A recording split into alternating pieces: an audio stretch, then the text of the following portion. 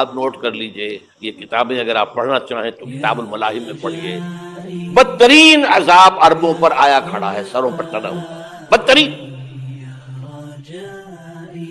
ایسی جنگ ہونی ہے الملحمۃ العظمیٰ، جس کو کہ میں بھی آپ کو گواہی پیش کر دوں گا، جسے کہا گیا دی لاسٹ کروسیڈ.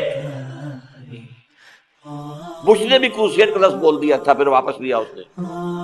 نکل جاتی ہے جس کے منہ سے سچی بات مستی میں، فقیہ مصلحت بین سے اور رندے بادہ خار اچھا. کروسیڈ کہہ کر پھر واپس لیا. یہ کروسیڈ، اس کے اوپر جس قدر نقصان ہونا ہے عربوں کا. گریٹر اسرائیل بنے گا، یہ عراق، شام، اردن، سعودی عرب کا کچھ شمالی علاقہ، ترکی کا جنوبی علاقہ، مصر کا صحرائے سینا، اور اس کے ساتھ ہی جو بہترین اس کا زرخیز ترین علاقہ ڈیلٹا آف نائل، یہ سب یہودیوں کے قبضے میں جائے گا. اس کو حدیث میں کہا گیا الملحمۃ العظمیٰ. عیسائی 80 علم لے کر ہے مسلمانوں تم پر حملہ آور ہوں گے، اور ہر علم کے نیچے 12,000 فوج ہوگی، 9.5 لاکھ فوج. یہ نیٹو کی تیاری کس کے لیے ہو رہی ہے؟ جب یو ایس ایس آر کا خاتمہ ہوا تو پوچھا گیا تھا نیٹو چیف سے، اب کس لیے؟ تمہارا وہ دشمن تو ختم ہو گیا، اب ہمیں اسلامک فنڈامنٹلزم سے نمٹنا ہے. جانتے ہیں خطرہ یہی ہے، اب اسلام ابھر سکتا ہے. مسلمانوں کے سینوں کے اندر وہ آگ ہے، اوپر خاکستر آ گیا ہے، تم پہ اٹھانا بیٹھنا، یہ اندر تو انگارہ ہے، اوپر سے راکھ ہے، اس سے دھوکہ نہ کھا جانا ان کے دلوں کے اندر. اور بش نے کہا تھا مسلمان چاہتے ہیں کہ ہسپانیہ سے لے کر انڈونیشیا تک نظام خلافت قائم کریں. اور میں حیران ہوا تھا کہ اس وقت کو ہسپانیہ کا خیال کیسے آ گیا، ہمیں تو کبھی آتا ہی نہیں، ہم تو بھول گئے. وہ تو 500 برس پرانی بات ہے جبکہ وہاں سے ہمیں نکال دیا گیا تھا. اگرچہ اقبال نے کہا تھا ہے ارض فلسطین پہ یہودی کا اگر حق، ہسپانیہ پر حق نہیں کیوں اہل عرب کا. ہسپانیہ میں تو 800 سال حکومت کی مسلمانوں نے، اور ابھی 500 برس ہی گزرے ہیں نا. یہودی تو ارض مقدس سے 2000 سال نکالے گئے، انہیں لا کے آباد کیا گیا، عربوں کے سینے میں خنجر پھونک دیا گیا. وہ چھوٹا سا ملک جو چاہتا کرتا، کوئی پوچھنے والا نہیں. امریکہ جیسے اپنے بیٹے کی حفاظت کرے ویسے کرتا.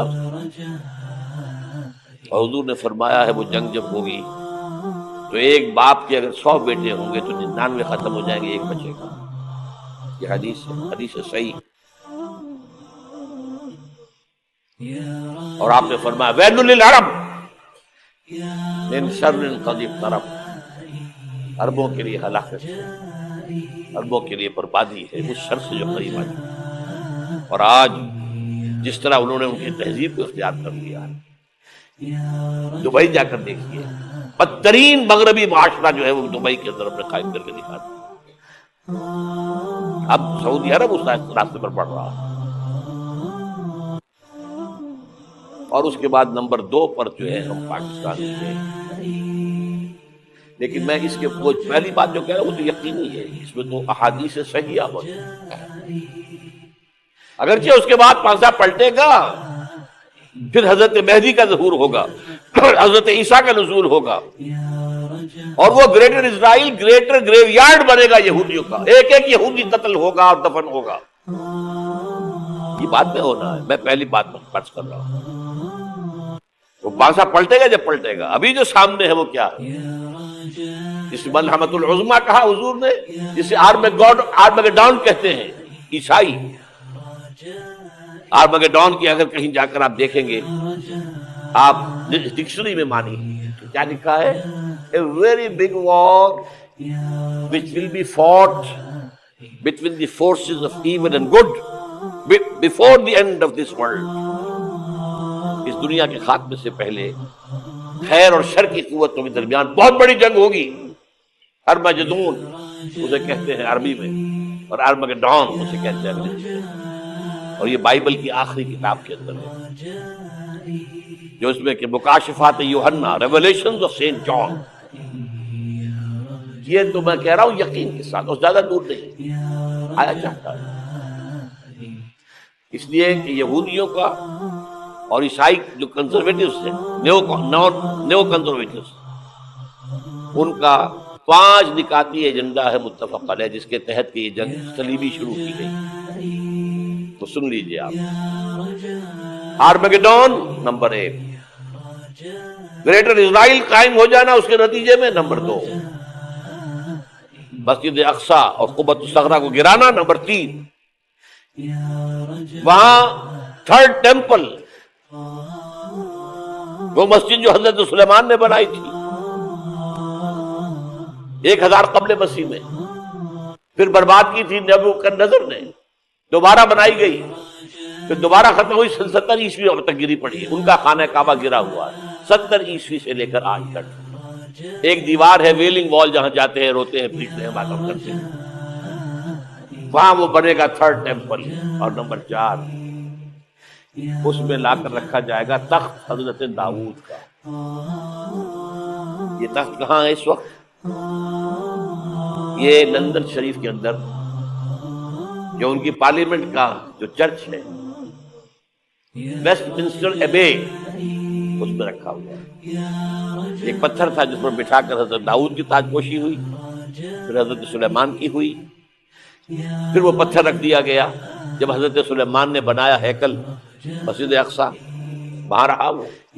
ہر بادشاہ جو تھا یہودی اسی کے اوپر بٹھا کر اس کی تاج پوشی ہوتی تھی. سن 70 میں ٹائٹس نے گرایا اسے، ہیکل کو، وہ پتھر لے گیا، وہاں سے روم گیا، روم سے آئرلینڈ گیا، آئرلینڈ سے اسکاٹ لینڈ آیا، اسکاٹ لینڈ سے انگلینڈ آیا، اور اب وہ رکھا ہوا ہے 14ویں صدی عیسوی سے آج تک. وہ ویسٹ منسٹر ایبے میں رکھا ہوا، ایک کرسی کی سیٹ میں اسے بنا دیا گیا ہے تخت کی شکل. اب انگریزوں میں کوئی ملکہ ہو، کوئی بادشاہ ہو جس کی بھی تاج پوشی ہونی ہے، اس میں ہو. یہ لا کر رکھا جائے گا 3rd ٹیمپل. اور اس پر یہودیوں کے خیال کے مطابق ان کا مسیحا آئے گا جو مسیح دجال ہوگا. عیسائیوں کے خیال کے مطابق حضرت عیسیٰ آئیں گے، وہ ہمارا بھی خیال ہے حضرت عیسیٰ آئیں گے علیہ السلام. ہمارا یہ تو بعد کی بات ہے نا. اس وقت جو میں عرض کر رہا ہوں عربوں پر بہت بڑا عذاب، اور پاکستان کا معاملہ البتہ یہ ہے، میں یقین سے نہیں کہہ سکتا. ہینگنگ ان دی بیلنس، ہو سکتا ہے اللہ تعالیٰ ہم پر رحم فرمائے، ہو سکتا ہے، اگرچہ اس کی کوئی شرائط ہو. چمن کے مالک اگر بنا لیں موافق اپنا شعار، اب بھی چمن میں آ سکتی ہے پلٹ کر چمن سے روٹھی بہار. اب ہو سکتا ہے، اور یہ بھی ہو سکتا ہے کہ اللہ تعالیٰ نے معجزانہ طور پر ہمیں ملک دیا، ہم نے اللہ سے بدعہدی کی، وعدہ خلافی کی، غداری کی، لہذا سزا دی جائے اور ہم سے یہ ملک چھین لیا جائے. It's just possible. دور نہ سمجھے، اسے انہونی بات نہ سمجھے. جو گھیراؤ ہو رہا ہے آپ کے مغرب میں نیٹو فورسز اور مشرق میں بھارتی فورسز گدھوں کی طرح بیٹھے ہوئے انتظار کر رہے ہیں پاکستان اور ڈسٹیبلائز ہو جائے، یہاں اور بدامنی ہو جائے. اب لاہور میں پھر آج دھماکے ہو گئے ہیں. 2 دن پہلے کا دھماکہ میں سہ کے آیا ہوا ہوں، آپ کے سامنے بیٹھا ہوں. وہ جانے بچی ہیں، جو ہماری اکیڈمی کا حشر ہوا وہ میں آپ کو نہیں بتا سکتا. یہ سارا کیوں ہو رہا ہے؟